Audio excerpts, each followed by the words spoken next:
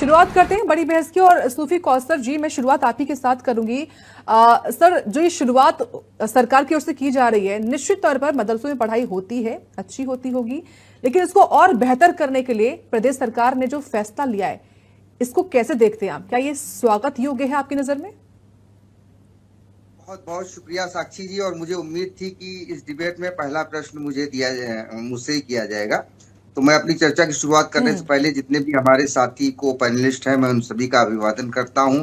और होली गंगा मेला जो हमारे यहाँ ऐतिहासिक कानपुर में गंगा मेला मनाया जाता है, जो हिंदू मुस्लिम एकता का और राष्ट्रीय एकता का और अंग्रेजों के खिलाफ संघर्ष का प्रतीक है, उस होली के गंगा मेला की हार्दिक शुभकामनाएं सभी लोगों को देते हुए अपनी बात शुरू करता हूँ।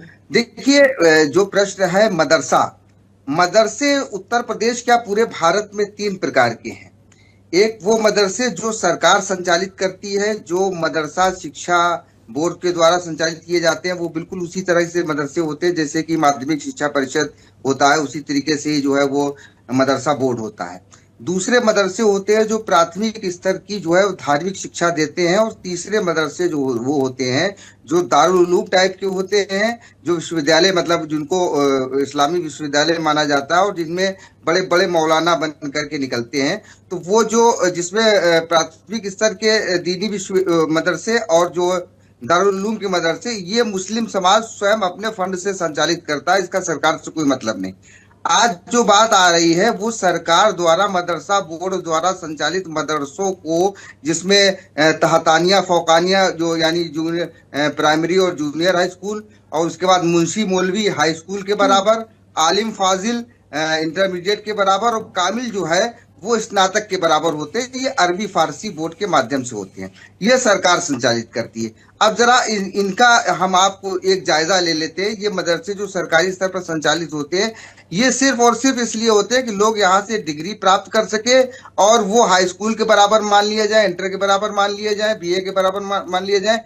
और इनके यहाँ का जो शिक्षा का स्तर होता है, जो गुणवत्ता होती है, देखिए पाठ्यक्रम तो बहुत अच्छा है जो सरकार के द्वारा मदरसे संचालित किए जा रहे हैं। उनका पाठ्यक्रम आप देखेंगे तो उसमें मैथ भी पढ़ाई जाती है, उसमें मतलब जो है केमिस्ट्री और बायोलॉजी भी पढ़ाई जाती है, उसमें हिस्ट्री ज्योग्राफी सब कुछ पढ़ाया जाता है। धर्म के नाम पर कुछ भी नहीं पढ़ाया जाता है। बिल्कुल जेन्युइन बात है, क्योंकि सरकार द्वारा संचालित और बहुत अच्छा पाठ्यक्रम है। अगर इसको सही तरीके से चलाया जाए तो बहुत अच्छी इसमें शिक्षा मिलेगी। लेकिन इसकी शिक्षा की गुणवत्ता का ये मामला है कि हमारे यहाँ मैं भी एक विद्यालय चलाता हूँ, एक श्रीमान जी आए, वो मदरसा बोर्ड के कामिल किए हुए थे, तो उनका मैंने इंटरव्यू लिया। इंटरव्यू में मैंने उनको एक शब्द लिखा, किताबचा। किताबचा यानी पुस्तिका को कहते हैं, किताब होती है पुस्तक, और किताबचा पुस्तक को कहते हैं। तो वो किताबचा को कुत्ता बच्चा पढ़ रहे थे। ये उनकी शिक्षा का स्तर है।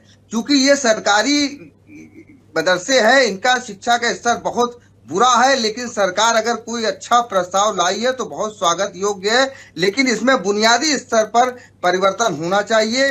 गुणवत्ता के लिए इसकी जांच कमेटियां बनानी चाहिए कि इसमें किस प्रकार की शिक्षा दी जा रही है। बाकी ये प्रयास बहुत सराहनीय है, क्योंकि इसको ब्रिज कोर्स के जरिए विश्वविद्यालयों के साथ जोड़ दिया जाएगा तो इनकी डिग्रियों की भी मान्यता होगी।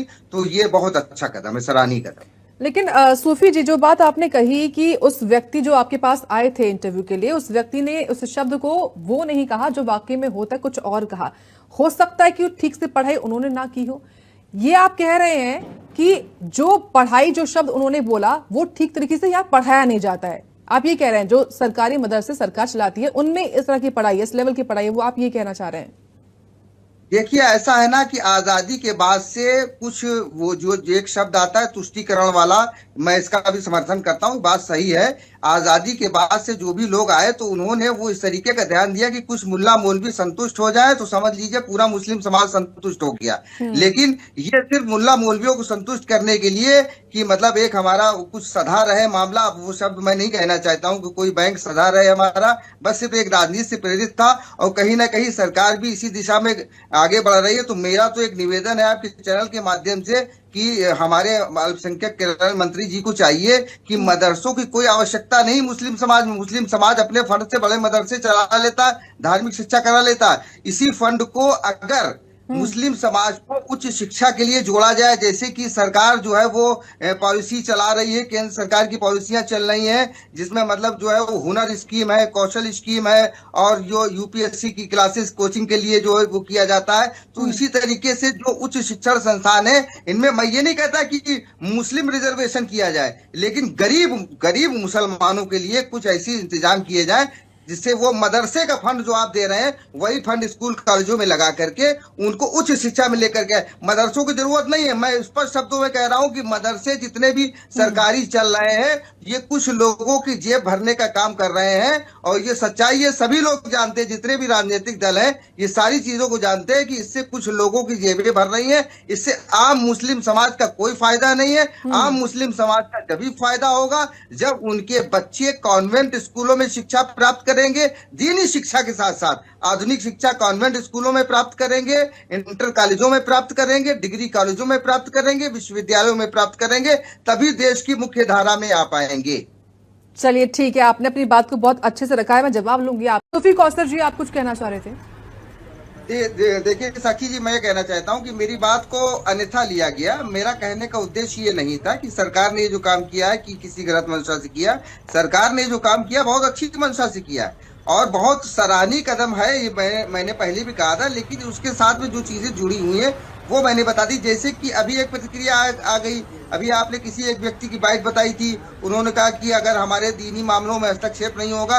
अरे साहब, यही तो भूल की बात है, इसमें किसी भी दीनी मदरसे का कोई जिक्र ही नहीं है। सरकार जो मदरसे चला रही है आजादी के बाद से, उसमें ही हस्तक्षेप करने की बात कर रही है, अपनी ही चीजों में हस्तक्षेप कर रही है, तो उसमें भी लोगों को ये मामला निकल के आ रहा। तो मैं यही कहना चाहता हूँ कि राष्ट्रीय बाल संरक्षण आयोग की जो रिपोर्ट आई थी, उस रिपोर्ट के मुताबिक मुसलमानों के 3 करोड़ बच्चे पूरे देश में उन दीनी मदरसों में पढ़ रहे हैं जहां पे सिर्फ धार्मिक शिक्षा दे दी जाती है। वो हाफिज मौलाना मौलवी बन करके निकल आते हैं, उनको प्योर धार्मिक शिक्षा दी जाती है। उसके बाद उनके पास कोई रोजगार का साधन नहीं होता है, फिर वो एक और गली गली में मदरसा खोल करके फिर वही शिक्षक बन करके और मदरसों में बच्चों को पढ़ाने लगते हैं। तो वो बच्चे शिक्षा के अधिकार अधिनियम से भी वंचित हैं। तो हमारा कहने का उद्देश्य ये है कि सरकार अगर चाहती है तो जो सरकारी मदरसे बने हुए हैं ये बहुत अच्छा कदम है, मैं सबसे पहले तो इसकी तारीफ कर रहा हूँ। इस कदम के साथ साथ सरकार बजाय इस पर ध्यान देने के, सरकार